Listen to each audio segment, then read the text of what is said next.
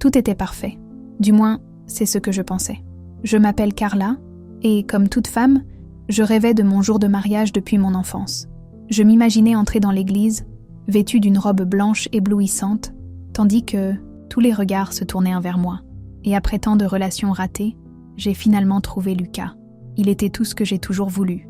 Beau, attentionné, prospère, et surtout, il semblait m'aimer comme personne ne m'avait jamais aimé. Notre relation a progressé naturellement. Courtisanerie, fiançailles et, enfin, les préparatifs pour le grand jour. Nous avons choisi ensemble chaque détail. Les fleurs, le buffet, la décoration, la liste des invités. Ah, la liste des invités. Je n'aurais jamais imaginé que ce bout de papier deviendrait la source de la plus grande déception de ma vie. C'était un dimanche après-midi, lorsque j'ai découvert. Nous étions chez lui, en train de regarder un film quelconque, lorsque son téléphone a sonné. Lucas était sous la douche, et comme des amoureux qui n'ont rien à se cacher, je n'ai vu aucun problème à vérifier qui appelait. Le nom Béatrice clignotait sur l'écran. Je connaissais ce nom. Béatrice était son ex-petite amie, celle qu'il disait avoir complètement surmontée. Par curiosité, j'ai déverrouillé le téléphone. Oui, je connaissais le mot de passe. Il n'y avait aucun secret entre nous. Du moins, c'est ce que je pensais. Le message que j'ai vu a glacé mon sang. Merci pour l'invitation au mariage. Ce sera un plaisir d'être là pour témoigner de ce moment spécial. Bise, Bia. Mon cœur s'est emballé. Une invitation au mariage ? À aucun moment, Lucas n'avait mentionné inviter son ex-petite amie à notre jour spécial. Ce jour qui aurait dû n'être que le nôtre. Quand il est sorti de la douche, je l'ai confronté immédiatement. Lucas a essayé d'agir comme si ce n'était rien, argumentant que Béatrice faisait partie de son passé et que l'invité n'était qu'un geste de maturité. Nous avons rompu en bons termes, Carla. Il n'y a aucune raison de dramatiser, a-t-il, dit avec une tranquillité qui m'a profondément irritée. Du drame ? Tu m'as caché que tu as invité ton ex à notre mariage et c'est moi qui dramatise ? Ai-je répondu, sentant le sang bouillonner dans mes veines. Peut-être devrions-nous inviter toutes mes ex aussi. Après tout, nous sommes des adultes mûrs, n'est-ce pas ? Lucas a soupiré, passant la main dans ses cheveux dans un geste que je connaissais bien. C'était ce qu'il faisait quand il se sentait acculé. Carla, ce n'est pas la même chose. Béatrice et moi avons des amis en commun. Ce serait étrange de ne pas l'inviter. Et ce serait encore plus étrange de ne pas me consulter à ce sujet, Lucas. Nous parlons de notre mariage. J'ai bien insisté. Sur le mot « notre », parce qu'à ce moment-là, j'avais l'impression qu'il prenait des décisions unilatérales sur quelque chose qui aurait dû être partagé. Les jours qui ont suivi, j'ai essayé de traiter cette information. D'une part, je voulais croire que Lucas était sincère, qu'il n'y avait vraiment aucune seconde intention derrière l'invitation de Béatrice. D'autre part, je ne pouvais pas me débarrasser de la sensation qu'il y avait quelque chose de plus derrière cette invitation. C'est alors que j'ai décidé d'enquêter. J'ai appelé Juliane, ma meilleure amie depuis l'enfance, pour m'aider. « Es-tu sûre de vouloir faire ça ?» a-t-elle demandé, inquiète. « Peut-être vaut-il mieux laisser le passé là où il appartient. Je ne peux pas me marier avec quelqu'un qui me cache des choses, Juliane. J'ai besoin de savoir s'il y a quelque chose de plus dans cette histoire. » Nous avons commencé à fouiller les réseaux sociaux de Béatrice. Ce n'était pas difficile à la trouver. Elle était assez active en ligne. En analysant ses récentes publications, nous avons remarqué un schéma. Plusieurs photos nostalgiques de sa relation avec Lucas. Des légendes ambiguës qui pouvaient facilement être interprétées comme des insinuations à son égard. Dans l'une d'elles, postée quelques jours après avoir reçu l'invitation, il était écrit « Parfois, le destin donne une seconde chance pour corriger nos erreurs. Ça ne prouve rien ?» a argumenté Juliane, toujours plus sensée que moi. Elle peut faire référence à n'importe quoi. Mais je connaissais mon intuition. Il y avait quelque chose qui clochait, et je ne me reposerai pas tant que je n'aurais pas découvert ce que c'était. J'ai décidé de faire un pas audacieux. J'ai contacté une amie commune, Renée, qui connaissait à la fois Lucas et Béatrice depuis avant moi. J'avais besoin d'informations que je ne pourrais pas trouver sur les réseaux sociaux. Renée a hésité lorsque je l'ai interrogée sur leur relation. « Écoute, Carla, ça remonte à des années. Je ne pense pas que ce soit pertinent maintenant. » S'il te plaît, Renée, je suis sur le point de me marier avec lui. J'ai besoin de savoir. Après beaucoup d'insistance, elle a finalement cédé. Ils n'ont pas exactement rompu en bons termes comme Lucas le dit. C'est lui qui a mis fin à la relation, et Béatrice n'a jamais bien accepté la fin. Pendant un bon moment, elle a essayé de le reconquérir. Elle est même apparue plusieurs fois à son appartement sans être invitée. Lucas a dû la bloquer sur tout pendant un certain temps. Cette révélation a été comme un coup de poing dans l'estomac. Lucas m'avait menti. La rupture amicale était une fausse image. Et maintenant, pour une raison que je ne comprenais toujours pas complètement, il avait décidé de réintroduire Béatrice dans nos vies, précisément au moment le plus important. Avec ces nouvelles informations, j'ai de nouveau confronté Lucas. Il a semblé vraiment surpris que je sache ces détails, mais il a finalement avoué. Oui, c'était compliqué quand nous avons rompu, mais c'était il y a des années, Carla. Béatrice a changé, j'ai changé. Elle sort avec quelqu'un maintenant, elle continue sa vie. Alors pourquoi me cacher cela? Pourquoi peindre un tableau différent de la réalité? Lucas a évité mon regard, parce que je savais que tu réagirais ainsi. Je savais que tu transformerais cela en quelque chose de plus grand que ce que c'est réellement. C'était comme si un mur invisible se dressait entre nous à ce moment-là. Ce n'était pas seulement le fait qu'il avait invité son ex à notre mariage sans me consulter, c'était le fait qu'il avait menti sur la nature de leur relation, sur la manière dont ils s'étaient séparés. C'était le fait qu'il avait présumé ma réaction, et au lieu d'être honnête avec moi, avait choisi de cacher la vérité. Les jours suivants, la tension entre nous était palpable. Lucas essayait d'agir comme si de rien n'était, comme si nous pouvions simplement continuer les préparatifs du mariage, sans aborder l'éléphant dans la pièce. Mais je n'y arrivais pas. La confiance avait été brisée, et une partie de moi se demandait ce qu'il pourrait encore cacher. C'est alors que j'ai pris une décision. Si Lucas voulait inviter Béatrice à notre mariage, qu'il le fasse. Mais je ne serais pas humiliée. Je ne serais pas reléguée au second plan lors de mon propre jour spécial. J'ai décidé de transformer ce mariage en l'événement le plus spectaculaire que cette ville ait jamais vu. Béatrice voulait assister au moment spécial. Je lui offrirais un spectacle qu'elle n'oublierait jamais. J'ai commencé à planifier en secret, avec l'aide de Juliane. J'ai engagé un décorateur renommé pour redessiner tout le concept du mariage. Les fleurs simples que nous avions choisies ont été remplacées par des arrangements extravagants. Le buffet a été mis à jour pour inclure des plats sophistiqués que je savais que Lucas adorait. Et, la touche finale, j'ai engagé un chanteur célèbre pour se produire pendant la réception. C'était un artiste que Lucas et moi avions vu ensemble lors d'un concert où il m'avait demandé en mariage. Un symbole de notre amour qui serait maintenant exposé à tous, y compris à Béatrice. Lorsque Lucas a découvert les changements, il s'est manifestement inquiété des coûts. Car là, c'est trop. Nous avions un budget, tu te souviens? Je lui ai lancé un regard glacé. Considère cela comme un investissement dans notre avenir, Lucas. Après tout, nous voulons que tous nos invités, tous, aient une expérience inoubliable, n'est-ce pas? Il a compris la sous-entendue, mais n'a pas argumenté. Peut-être savait-il qu'il était dans une position délicate après m'avoir menti. À mesure que le jour du mariage approchait, mon anxiété augmentait. Une partie de moi voulait croire que tout serait parfait, que Lucas et moi surmonterions cet obstacle et construirions un avenir ensemble. Une autre partie, cependant, ne pouvait pas se débarrasser du pressentiment que quelque chose n'allait pas, qu'il y avait plus dans cette histoire que je ne le savais. La veille du mariage, j'ai reçu un message inattendu. C'était de Béatrice. « Carla, nous devons parler avant le mariage. C'est important. S'il te plaît, retrouve-moi au café près de l'église demain matin. » J'ai montré le message à Juliane, qui m'a immédiatement déconseillé de rencontrer. Ça sent l'embûche. Carla, elle veut probablement te stresser avant la cérémonie, mais quelque chose en moi savait que je devais y aller.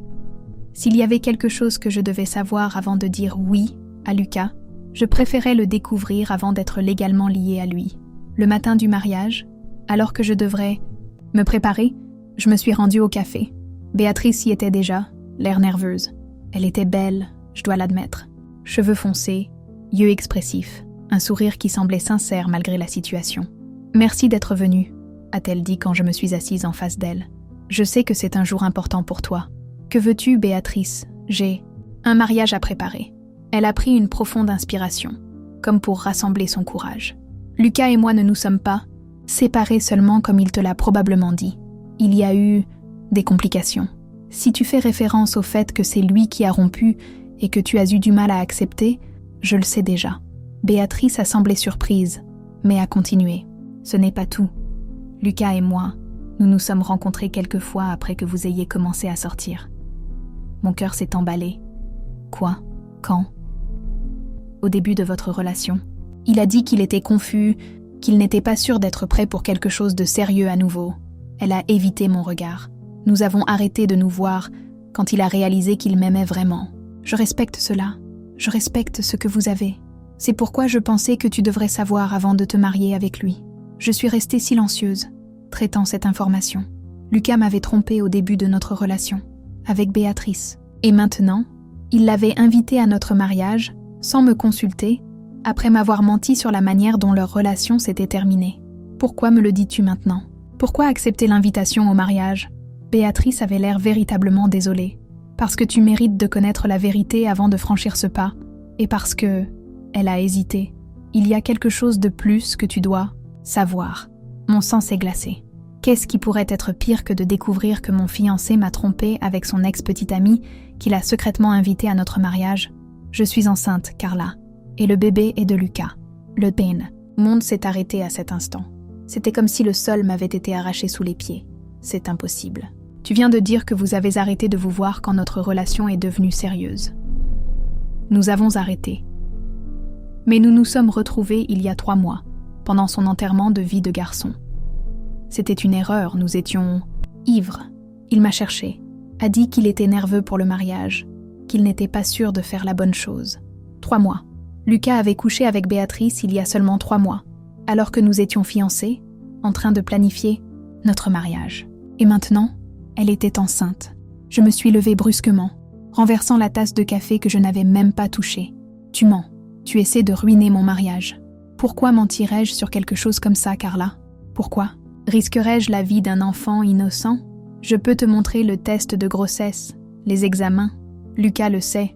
Je lui en ai parlé hier. Cela expliquait le comportement étrange de Lucas la veille. Il avait semblé distant, préoccupé. À l'époque, j'avais attribué cela à l'anxiété pré-mariage. Maintenant, tout faisait sens. Je suis sortie du café sans dire un mot de plus, les larmes embuant ma vision, alors que je conduisais de retour à l'hôtel où je devais me préparer, pour ce que je croyais naïvement être le jour le plus heureux de ma vie. Juliane m'attendait, inquiète. « Que s'est-il passé? Tu vas bien ?» Je lui ai tout raconté, les mots sortant découpés par les sanglots. Juliane m'a serré fort dans ses bras, me laissant me défouler. « Que vas-tu faire maintenant ?» a-t-elle demandé quand je me suis enfin calmée. J'ai regardé la robe de mariée accrochée à la porte de l'armoire, un symbole de ce qui aurait dû être un nouveau départ, mais qui semblait maintenant être une cruauté du destin. « Je vais me marier », ai-je répondu, à la surprise de Juliane. « Quoi? Après tout ce que tu as découvert? Je ne vais pas laisser ces gens me faire passer pour une idiote, Juliane. Lucas veut que je sois humiliée, que Béatrice ait le plaisir de me voir détruite. Je ne vais pas leur donner ce plaisir. Carla, tu ne réfléchis pas bien. Tu ne peux pas te marier avec quelqu'un qui t'a trompée, qui va avoir un enfant avec une autre femme. Je ne vais pas vraiment me marier. Je vais jusqu'à l'hôtel, affronter Lucas et, devant tous nos invités, révéler le genre d'homme qu'il est vraiment. » Juliane semblait horrifiée. « C'est de la folie. Annule le mariage, Carla. Renvoyez tout le monde. Tu n'as pas besoin de te soumettre à ça. » Mais mon esprit était fait. L'humiliation que je ressentais s'était transformée en colère, et cette colère alimentait désormais ma détermination. Lucas ne s'en sortirait pas impuni après ce qu'il avait fait. Je me suis habillée comme prévu, laissant la maquilleuse et le coiffeur faire leur travail, feignant un enthousiasme que j'étais loin de ressentir. Lorsque j'étais prête, je me suis regardée dans le miroir. La robe était éblouissante, exactement comme je l'avais rêvé. Mes cheveux étaient parfaits, mon maquillage impeccable. À l'extérieur, j'étais la mariée radieuse que tout le monde attendait. À l'intérieur, j'étais un volcan sur le point d'entrer en éruption. Nous sommes arrivés à l'église à l'heure prévue. J'ai pu voir les invités entrer, les visages souriants, ignorant le drame qui s'apprêtait à se dérouler. J'ai attendu dans la voiture pendant que Juliane vérifiait si Lucas était déjà à l'hôtel. Elle est revenue avec la confirmation qu'il y était, semblant nerveux. « Béatrice est aussi là », a-t-elle informé. Dernière rangée, côté droit. J'ai pris une profonde inspiration. Il était temps de commencer le spectacle. La musique a commencé à jouer quand je suis entrée dans l'église. Tous se sont levés, regardant avec admiration la mariée qui marchait lentement dans l'allée. J'ai fixé mon regard sur Lucas, qui semblait être un mélange de nerveux et d'angoissé. Savait-il que je m'étais rencontrée avec Béatrice? Se demandait-il si je savais déjà tout? Lorsque je suis arrivée à l'hôtel, Lucas m'a tendu la main. J'ai hésité un instant avant de l'accepter. Ses yeux cherchèrent les miens, interrogateurs. J'ai détourné le regard, me concentrant sur le prêtre qui commençait la cérémonie. Les mots du prêtre semblaient lointains, tandis que mon esprit courait. J'étais vraiment sur le point de faire ça? Exposer Lucas et Béatrice devant tout le monde? Une partie de moi voulait simplement fuir. quitter cet endroit et ne jamais regarder en arrière. Mais l'autre partie, la partie blessée et trahie, voulait de la vengeance. Si quelqu'un connaît un empêchement pour que cet homme et cette femme s'unissent en mariage, qu'il parle maintenant ou se taise pour toujours. Le silence qui a suivi a été assourdissant. C'était mon signal. Je connais un empêchement, ai-je dit, ma voix plus ferme que je ne l'aurais imaginé. Tous les regards se sont tournés vers moi, y compris celui de Lucas, qui semblait pâle. « Carla, que fais-tu » a-t-il chuchoté, serrant ma main avec force. J'ai retiré ma main de la sienne, me tournant pour affronter les invités. Je voudrais remercier tout le monde d'être venu aujourd'hui. Il est important d'avoir les personnes que nous aimons à nos côtés, dans des moments significatifs comme celui-ci. Mon regard a croisé celui de Béatrice, qui semblait mal à l'aise dans son siège. Certains d'entre vous sont venus de loin. Pour être ici, certains ont été spécialement invités par Lucas, sans ma connaissance. Un murmure a parcouru l'église. Lucas a essayé d'interrompre, mais j'ai levé la main, le faisant taire. J'ai découvert aujourd'hui que mon fiancé, l'homme avec qui je suis sur le point de me marier, ne m'a pas seulement trompée avec son ex-petite amie, mais l'a également mise enceinte. Et elle est ici aujourd'hui, assise parmi vous, invitée par Lucas lui-même pour témoigner de ce cirque. L'église a éclaté en exclamations choquées. J'ai vu le visage de ma mère, horrifiée sur la première rangée.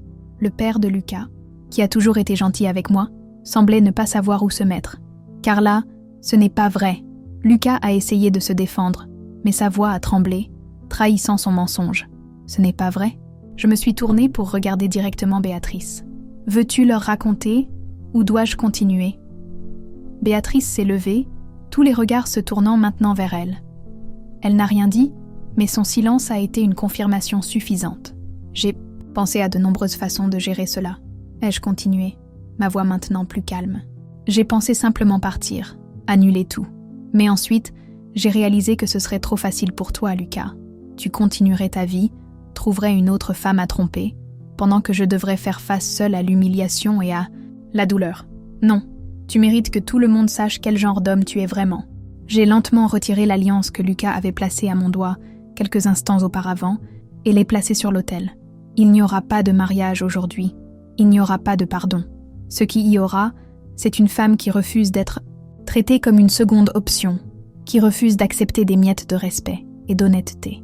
Je me suis tournée pour sortir, mais avant cela, j'ai jeté un dernier regard à Lucas. « Ah, et ce chanteur célèbre que j'ai engagé pour la réception, il se produira toujours. Considère cela comme mon cadeau de mariage pour toi et Béatrice. Après tout, vous avez beaucoup de choses à célébrer, n'est-ce pas ?» J'ai marché de retour dans l'allée de l'église, la tête haute, ignorant les murmures et les regards. Choquée, Juliane m'a suivi rapidement, tenant le bas de ma robe. Lorsque nous sommes sortis à la lumière du soleil, j'ai eu l'impression qu'un énorme poids avait été enlevé de mes épaules. « Tu vas bien ?» a demandé Juliane, inquiète. « Non », ai-je répondu honnêtement, « mais je vais rester. » Cette nuit-là, au lieu d'être à la fête de mariage que j'avais méticuleusement planifiée, je me suis retrouvée assise sur le canapé de l'appartement de Juliane, encore vêtue de ma robe de mariée, un verre de vin à la main. Mon téléphone n'arrêtait pas de sonner avec des messages et des appels de la famille et des amis inquiets, mais je les ai tous ignorés. Je n'étais pas prête à parler à quelqu'un d'autre que Juliane. « Tu as été incroyable aujourd'hui », a-t-elle dit, s'asseyant à côté de moi. « Tu as montré une force que peu aurait eue. » J'ai souri faiblement. « Je ne me sens pas forte. Je me sens idiote de ne pas l'avoir compris plus tôt, d'avoir cru à ces mensonges. Ça ne fait pas de toi une idiote, Carla. Cela fait de toi quelqu'un qui a fait confiance, qui a aimé. Ce n'est pas ta faute s'il a trahi cette confiance. » J'ai pris une gorgée de vin, laissant la boisson réchauffer mon corps froid. Tu sais ce qui est pire ? Une partie de moi l'aime encore. Une partie de moi veut encore croire qu'il y a une explication, que tout cela est un terrible malentendu. Juliane a tenu ma main. C'est normal de se sentir ainsi. Tu n'arrêtes pas d'aimer quelqu'un du jour au lendemain. Mais avec le temps, cette douleur diminuera. Et tu réaliseras que tu mérites bien plus que ce que Lucas a jamais pu offrir. J'ai passé les jours suivants dans un état d'engourdissement, alternant entre des crises de larmes et des moments de colère intense. J'ai reçu quelques messages de Lucas, essayant de s'expliquer, essayant de me convaincre de lui parler. Je l'ai tous ignoré. Qu'est-ce qu'il pouvait encore dire ? Une semaine après le non-mariage, j'ai reçu une visite inattendue. C'était la mère de Lucas, Madame Hélène, une dame que j'ai toujours admirée pour sa gentillesse et sa sagesse. « Puis-je entrer » a-t-elle demandé lorsque j'ai ouvert la porte. J'ai hésité, mais finalement acquiescé, lui permettant d'entrer dans mon appartement. « Si tu es venu défendre ton fils, je n'ai pas envie d'écouter, ai-je averti, directement. « Je ne suis pas venue défendre Lucas, a-t-elle répondu, s'asseyant sur le canapé après mon invitation silencieuse. « Je suis venue m'excuser pour ce qu'il t'a fait et te remercier. » Me remercier ? Oui, te remercier d'avoir eu le courage d'exposer la vérité, même de la manière la plus douloureuse possible. Lucas a toujours été mon fils chéri, et en tant que mère, il est difficile d'admettre ses défauts. Mais ce qu'il t'a fait est impardonnable. Il doit faire face aux conséquences de ses actions. J'ai été surprise par son honnêteté. Je ne m'attendais pas à ça de ta part, madame. Hélène, je suis mère, mais je suis aussi une femme. Je sais reconnaître quand quelqu'un a été injustement traité. Et toi, ma chère, tu as été terriblement injustement traitée par mon fils. Elle a pris ma main dans les siennes. Je veux que tu saches que, peu importe ce qui se passe, tu auras toujours une place dans mon cœur. Et j'espère qu'avec le temps, tu trouveras quelqu'un qui te valorise vraiment. Ces mots ont été un baume pour mon âme blessée. Ils n'effaçaient pas la douleur, mais offraient une sorte de validation dont je ne savais pas que j'avais besoin. Après son départ, j'ai de nouveau pleuré, mais cette fois, les larmes semblaient plus légères, moins amères. Au cours des mois suivants, je me suis concentrée sur la reconstruction de ma vie. Je suis retournée au travail, j'ai repris d'anciennes passions que j'avais laissées de côté pendant ma relation avec Lucas. Je suis sortie avec des amis, j'ai ri, pleuré, vécu. Petit à petit, la blessure a commencé à cicatriser. J'ai appris par des amis communs que Béatrice avait perdu le bébé quelques semaines après l'incident à l'église. Une partie de moi a ressenti une pointe de satisfaction perverse à cette nouvelle, mais cette sensation a rapidement été remplacée par de la compassion. Aucune vie ne méritait d'être perdue. Aucune femme ne méritait de traverser cette douleur, même pas Béatrice. Lucas a essayé de me contacter plusieurs fois, mais j'ai maintenu ma position ferme. Il n'y avait pas de place pour lui dans ma vie, pas après ce qu'il avait fait. Finalement, les tentatives ont cessé. J'ai entendu dire qu'il s'était installé dans une autre ville, probablement pour échapper aux rumeurs et aux jugements qui le suivaient partout où il allait. 1 an après le non-mariage, j'ai reçu une invitation inattendue. C'était pour un petit événement de poésie dans un café local. L'expéditeur était Béatrice. Mon premier réflexe a été de refuser, de jeter l'invitation et d'oublier qu'elle existait. Mais quelque chose m'en empêchait. La curiosité, peut-être, ou le besoin de clore définitivement ce chapitre de ma vie. J'ai décidé d'y aller. Le café était partiellement rempli lorsque je suis arrivée. Un public mixte de jeunes et d'adultes assis à des tables réparties dans l'ambiance, chaleureuse. Béatrice était sur la petite scène improvisée, lisant un poème sur les nouveaux départs et la rédemption. Elle semblait différente. Plus mince, plus sérieuse, mais aussi plus sereine. Quand elle a terminé sa lecture, nos regards se sont croisés. Elle a semblé surprise de me voir là, mais son visage s'est rapidement ouvert en un petit sourire. Après l'événement, elle est venue à ma table. « Je ne pensais pas que tu viendrais », a-t-elle dit, s'asseyant en face de moi. « Moi non plus », ai-je admis. Mais je pensais qu'il était peut-être temps de mettre un point final à cette histoire. Béatrice a hoché la tête, compréhensive. Je voulais m'excuser pour ce qui s'est passé, pour mon rôle dans tout ça. Il n'y a aucune justification pour ce que j'ai fait, pour ce que nous avons fait. Mais je veux que tu saches que je regrette profondément. Je l'ai observé attentivement, à la recherche de signes de fausseté. Mais tout ce que j'ai vu, c'était de la sincérité. Ce qui est arrivé au bébé était lamentable. Je suis désolée pour cela. Merci. C'était difficile, mais peut-être que c'était l'univers qui mettait les choses en ordre. Elle a hésité. Tu savais que Lucas s'est marié avec une fille de sa ville natale. La nouvelle m'a prise au dépourvu, mais elle ne faisait pas mal autant que je l'avais imaginé. Non, je ne savais pas. J'espère qu'il a appris quelque chose de tout cela. Moi aussi. Un silence confortable s'est installé entre nous. 2 femmes qui, dans des circonstances différentes, auraient pu être amies, mais qui ont été transformées en rivales par un homme qui ne méritait aucune des 2. « Et toi ?» a-t-elle finalement demandé. « Comment ça va ? » ?»« Mieux. Pas parfaite, mais mieux. J'apprends à faire confiance de nouveau, à laisser de la place pour de nouvelles possibilités. Je suis heureuse d'entendre ça. Tu mérites d'être heureuse. » Carla, il y avait une sincérité dans ces mots qui m'a profondément touchée. À ce moment-là, j'ai réalisé que le pardon n'était pas seulement pour Lucas, mais aussi pour Béatrice, et plus important encore, pour moi-même. Pardonner ne signifiait pas oublier ou justifier ce qui s'était passé, mais plutôt me libérer du poids, de la colère et du ressentiment. Je suis sortie du café cette nuit-là avec une sensation de légèreté que je n'avais pas ressentie depuis longtemps. Le chapitre avec Lucas avait été définitivement clos, et maintenant je pouvais tourner la page et commencer à écrire une nouvelle histoire. Une histoire où j'étais la protagoniste, pas seulement la mariée abandonnée ou la femme trompée. 6 mois plus tard, j'ai rencontré Guillaume lors d'un voyage d'affaires. Il était différent de tout homme que j'avais connu auparavant. Calme, sûr de lui, sans besoin de jeu ou de mensonge. Notre relation a progressé naturellement, sans précipitation. Je lui ai partagé mon expérience passée et il m'a écouté sans jugement, offrant compréhension et patience. Quand Guillaume m'a demandé en mariage, 2 ans après nous être rencontrés, la réponse est venue facilement et naturellement. Il n'y avait aucun doute, aucune peur, juste la certitude. La certitude que, cette fois, je disais oui au bonhomme, pour les bonnes raisons. Notre mariage a été simple, avec seulement des amis proches et la famille. Il n'y avait pas besoin d'extravagance ou d'ostentation. Le bonheur résidait dans les détails simples, le sourire sincère de Guillaume quand il m'a vu marcher en sa direction, la présence chaleureuse de personnes qui se souciaient vraiment de nous.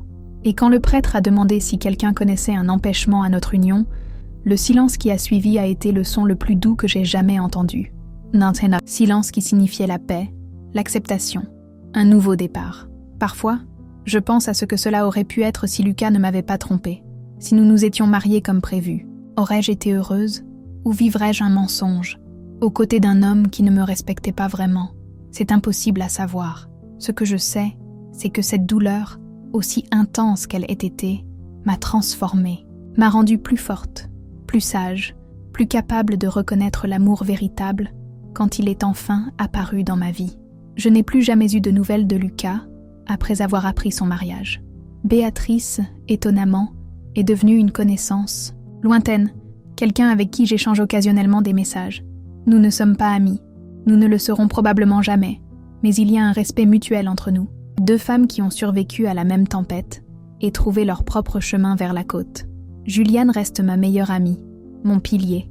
Elle a été la demoiselle d'honneur de mon mariage avec Guillaume, et son discours ému sur les voyages, les chutes et les nouveaux départs n'a pas laissé une larme sèche à la réception. Parfois, a-t-elle dit, l'univers brise notre cœur pour que de nouveaux rayons de lumière puissent entrer. Madame Hélène, la mère de Lucas, a assisté à la cérémonie, à la surprise de beaucoup. Elle m'a serré fort dans ses bras avant de partir, murmurant à mon oreille « Tu mérites tout le bonheur du monde, ma chère. Merci de m'avoir montré ce que signifie la véritable dignité. » 2 ans après mon mariage avec Guillaume, je suis enceinte de notre premier enfant. Un garçon que nous avons décidé d'appeler Gabriel, celui qui apporte de bonnes nouvelles.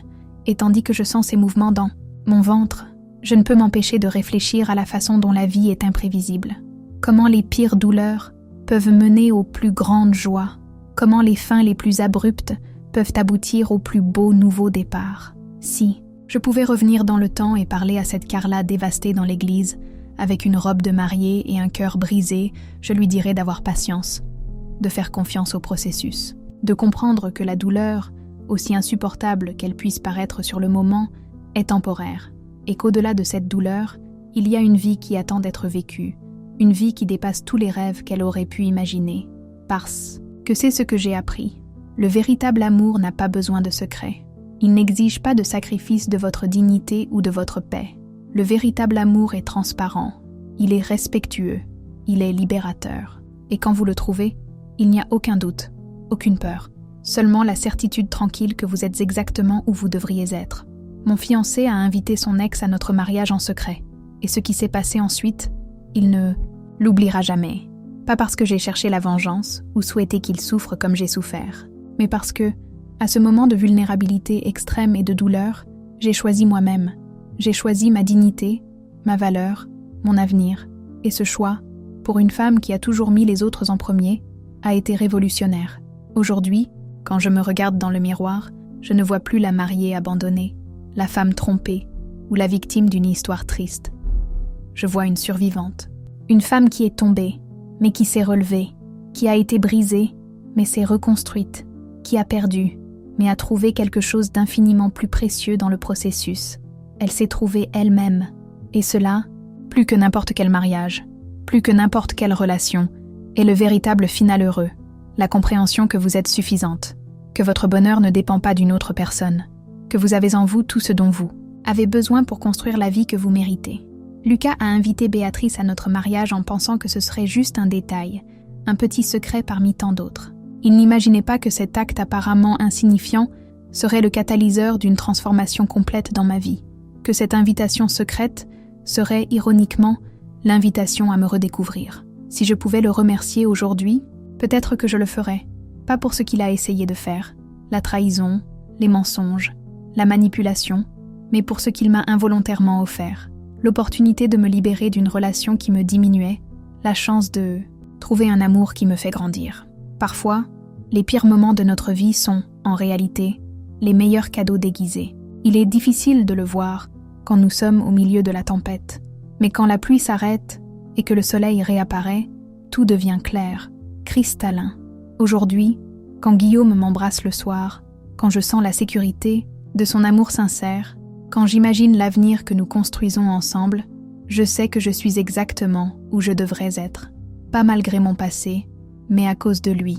Chaque douleur, chaque larme, chaque moment de désespoir m'a conduite jusqu'ici, jusqu'à cet endroit de paix, d'amour, de réalisation. Ils disent que le temps guérit toutes les blessures. Je ne suis pas entièrement d'accord. Le temps ne guérit pas, il transforme. Il transforme la douleur aiguë en une cicatrice qui, bien que toujours présente, ne fait plus mal au toucher. Il transforme la haine en compréhension, le ressentiment en sagesse, l'insécurité en force. Et c'est cette transformation que j'ai vécue, de la mariée abandonnée à la femme épanouie, de la victime à la protagoniste, d'une histoire de trahison à une histoire de rédemption. Lucas n'oubliera jamais ce qui s'est passé après qu'il ait invité son ex à notre mariage. Pas parce que j'ai insisté pour rester dans sa mémoire, mais parce qu'il y a certaines leçons qui marquent l'âme, certaines expériences qui nous définissent.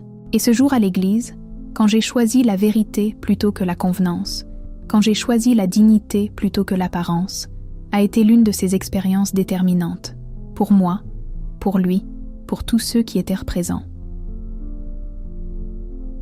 Au final, ce n'est pas une histoire sur un mariage qui n'a pas eu lieu, c'est une histoire sur une femme qui a eu lieu, qui a fleuri, qui a découvert, à travers la douleur la plus profonde, la joie la plus authentique. Une femme qui a appris que les fins heureuses ne ressemblent pas toujours à ce que nous imaginons, mais qu'elles sont, invariablement, plus belles et significatives que ce que nous aurions pu rêver. Et si ce n'est pas un miracle, je ne sais pas ce que c'est. En regardant en arrière, vers cette église remplie d'invités surpris, vers le visage pâle de Lucas, vers les larmes de Béatrice, je ne ressens plus de colère, je ne ressens plus de tristesse. Je ressens de la gratitude, parce que c'est là, à ce moment de fragilité extrême, que j'ai trouvé ma force. C'est là, quand j'ai perdu ce que je pensais vouloir, que j'ai commencé à trouver ce dont j'avais vraiment besoin. Ma mère disait souvent que Dieu écrit droit sur des chemins tortueux. J'ai mis du temps à comprendre le sens de cette phrase. Aujourd'hui, avec Gabriel grandissant dans mon ventre, avec Guillaume à mes côtés, avec une paix que je n'avais jamais connue auparavant, je comprends enfin. Les lignes de ma vie ont pu être tortueuses, pleines de détours, d'obstacles, de cul-de-sac, mais le résultat final est exactement comme il se doit, parfait dans son imperfection, complet dans son incomplétude, beau dans sa complexité. Et si ce voyage m'a appris quelque chose, c'est ceci. N'ayez pas peur des tempêtes, ne fuyez pas la douleur, ne vous dérogez pas aux défis, parce que c'est à travers eux, et seulement à travers eux, que nous trouvons notre véritable essence, notre force, notre lumière. Lucas a invité son ex à notre mariage en pensant qu'il contrôlait la situation. Ce qu'il ne savait pas, c'était qu'en faisant cela, il m'offrait involontairement la clé de ma propre libération. Et pour cela, paradoxalement, je suis reconnaissante.